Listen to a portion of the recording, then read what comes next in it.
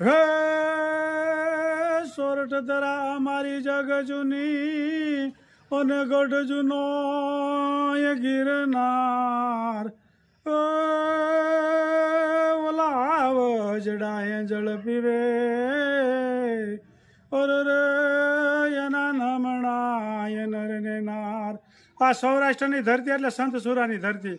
મારે એવા એક મહાન સંતની વાત કરવી છે, દાન બાપુની, કે માયા બાપા તળાવિયા ગુજરી ગયા હતા અને એ રસ્તામાં એનું સબ લઈને હાલ્યા જતા હતા. દાન બાપુ હામા મળ્યા અને દાન બાપુ કે કોણ ગુજરી ગયું? કે માયા બાપા તળાવિયા. કે એ મારા પાકા મિત્ર છે, કોઈ દી મને પૂછ્યા વગર ન ગુજરી જાય.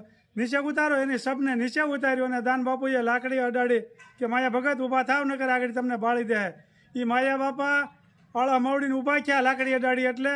એ પછી 1-2 દિવસ નહીં પણ 42 વર્ષ જેવા આવા મહાન સંતની આજ મારે વાત કરવી છે. જગ્યાના દર્શન કરાવવાના છે આજે મારે. અને રેસીપીની કોમેન્ટ કરતા રહેજો. ખૂબ સરસ કોમેન્ટ આવી રહી છે. લાઈક કરો, શેર કરો, સબસ્ક્રાઈબ કરો. અને મારો નંબર છે 9825 35 14 45. ગમે ત્યારે ફોન તમે કરી શકો છો. જય સ્વામિનારાયણ. દાન બાપુની જગ્યામાં આવ્યા છીએ દર્શન કરવા માટે. અને દાન બાપુના અનેક પરચાઓ છે.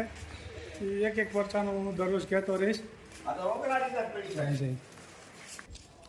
ચલાલા દાન બાપુના દર્શન કરવા માટે આવ્યા છે જગ્યામાં, જોઈ શકો છો.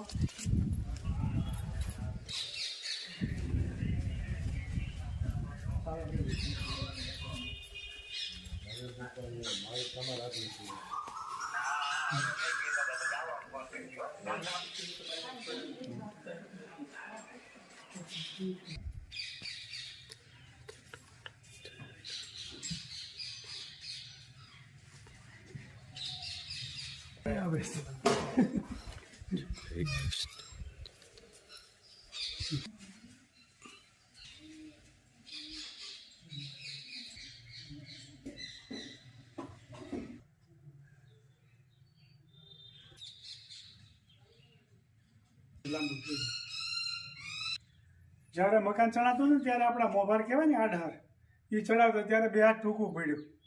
એટલે કે નાના મેં માપનું જ લાવ્યો. ત્યારે કે હોય કે જવો ટૂંકું જોઈએ ઉતાર આવ્યા એ કે પાછું દઈ આવો આ નો હાલે. તો દાન બાપુ કે કોઈ દી નો ટૂંકું પડે. ત્યારે દાન બાપુએ ખાલી આમ હાથ અડાડીને મોભાર ચડાવ્યું ને તો 2 હાથ આ લાકડું લાંબુ થઈ ગયું આઢાર. એનો આ પરચો દાન બાપુએ પૂરેલો છે. આવા મહાન સંત ચલાવાના થઈ ગયા દાન મહારાજ. જ્યારે દાન મહારાજ જ્યારે જમવા બેસતા ત્યારે આ થાળીનો ઉપયોગ થતો. અને જ્યારે બહાર ગામ જતા ત્યારે આ રથમાં બેસીને જતા ગામડે. પહેલાં તો ઘોડાગાડી જતું એવું જતું, બીજું વાહન તો કંઈ નહોતું. ત્યારે આમાં બેસીને જતા ગામડે બધી. અને પહેલાં જમાનાનો એ વખતમાં જેવો તળાવ સારી બધું આ બધું જોઈ શકો છો. પ્રસાદીની વસ્તુ રાખેલ છે.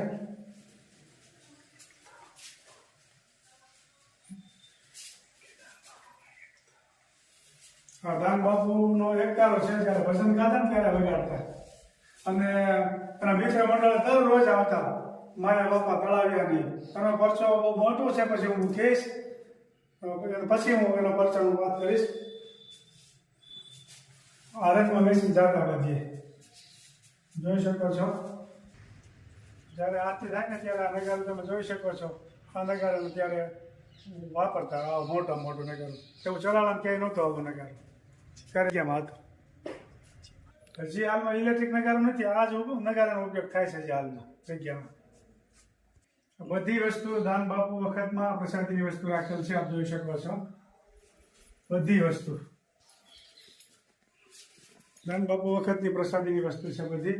અને દાન બાપુ આ માળા ફેરવતા હાલમાં અત્યારે રાખેલી પ્રસાદી તરીકે આ માળા ફેરવતા દાન બાપુ.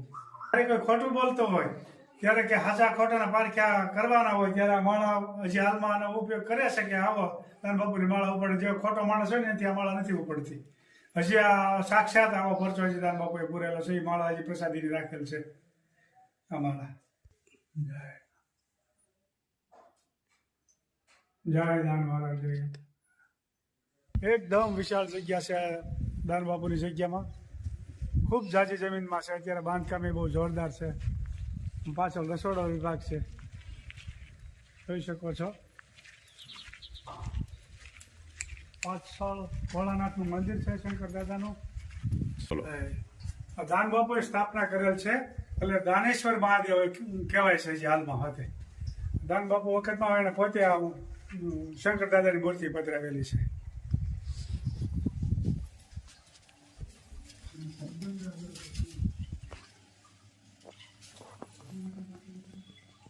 ગંગાજળિયો કૂવો છે.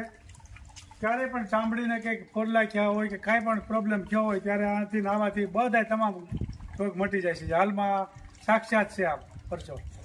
દેશ વિદેશના લોકો આવે ને તો એ જે આ ગંગાજળ છે વિદેશમાં અમેરિકા સુધી આ ગંગાજળ અહીંથી ભરી જાય છે અને અહીંયા સ્નાન કરે ને તો હજી એને બધા ચામડીના રોગ મટી જાય છે. તો સાક્ષાત છે આમાં જે પરચો દાન બાપુ. પછી આ સ્તંભ દાન બાપુ વખતનો છે. આ સ્તંભની ઉપર કોઈ જે બાંધકામ અત્યાર સુધીમાં કોઈ કરી નથી ગયું, કરી શકવાના નથી. તો દાન બાપુનો પરચો છે કે આ સ્તંભ ઉપર કોઈ જઈ ન શકે, આ સ્તંભ ઉપર કોઈ બાર હાક ન મૂકે કે એટલું ઊંચું મકાન કરી ન શકીએ આપણે ક્યારેય. હજી ચલાણામાં કોઈ કર્યું નથી ને કરી નહીં શકે એમ. ઠાકોરજીનું રસોડું છે. ઠાકોરજીની રસોઈ બધી આમાં થાય છે અંદર. ભગવાનને જે ધરાવતા હોય ને એ બધી રસોઈનું રસોડું જુદું છે, અહીંયા થાય એની બધી. ગીગા બાપુ છે ને એ દાન બાપુ ગીગા બાપુના ગુરુ છે, એને અહીંયા દીક્ષા ગીગા બાપુને દાન બાપુએ. એ કહે કે આમ ગર વિસ્તાર જાઓ અને અહીંયા કાળી ગા હશે અને ખરી આમ ક્યાંક ઢવડતી છે, ત્યાં તું જગ્યા કરજે તું મારી કરતા હવાયો થાય, એવું દાન બાપુએ એને વચન આપ્યું હતું.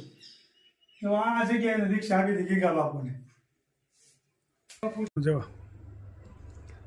આરામ કરી રહ્યું છે શાંતિથી, એકદમ શાંતિથી આરામ કરી રહ્યું છે કબૂતર.